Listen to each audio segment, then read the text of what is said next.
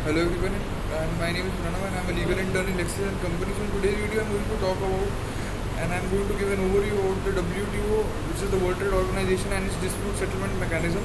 So the World Trade Organization, as we all know, is an international organization that deals with the global rules of trade between nations. It provides a platform for member countries to negotiate and set trade agreements, resolve disputes, and promote fair and predictable trade practices.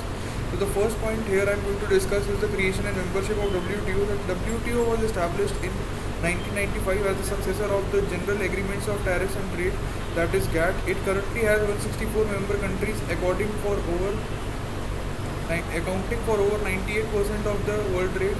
So now talking about the objectives, the WTO's primary objective is to facilitate the smooth flow of international trade by promoting non-discrimination, open markets and fair competition. It aims to reduce barriers of trade, eliminate discriminatory practices which happens, and ensure predictability and stability in global commerce. So now talking about the DSB, which is an acronym used for the Dispute Settlement Body. The WTO's Dispute Settlement Body is responsible for resolving trade disputes among member countries. It operates under the DSU, which stands for Dispute Settlement Understanding, and has a two-tiered system consisting of panels and the appellate body. So now talking about the panel proceedings, so in this WTO, when a member country believes that another member has violated WTO rules, it can request the establishment of a panel to examine the matter. The panel consists of independent experts who analyze the evidence and issue a ruling on whether a violation has occurred or not. So now talking about the appellate body, either party involved in a dispute can appeal the panel's ruling to the appellate body. The appellate body consists of 7 members who review the legal aspects of a panel report and issue the final binding decisions. However, due to recent challenges, the appellate body is currently facing issues with its functioning. Once a panel or appellate body issues a ruling, the member countries involved are expected to bring their trade measures into compliance with the WTO rules.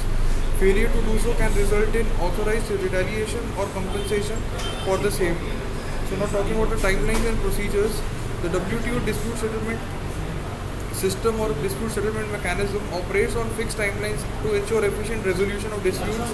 The process typically takes around 12 to 15 months from the panel establishment for the issuance of a final ruling. However, complex cases or appeals may extend the timeline.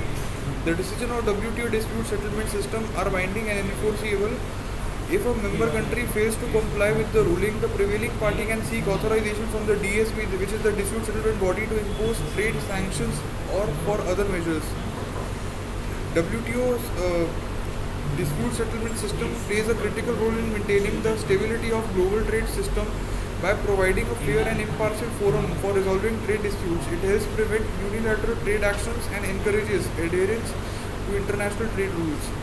So here I'm going to conclude this video by it is like the WTO's dispute settlement system serves as a cornerstone for the organization, ensuring the effective resolution of trade disputes among the member countries by upholding the principles of fairness, transparency, and rule-based trade.